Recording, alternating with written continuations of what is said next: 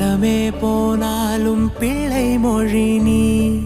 சிமிட்டும் கண்ண பார்க்க குடுத்து வச்சனாஹோ, எனக்கு தந்த வாழ்க்கை உனக்கு மட்டும்தாஹோ. துணையின்னு நான் சொல்லி கூட இருப்பேன், நெசத்துல ஏன் துணை நீ தாண்டி. அழகு பூதாண்டி ஏன் ராசாத்தி.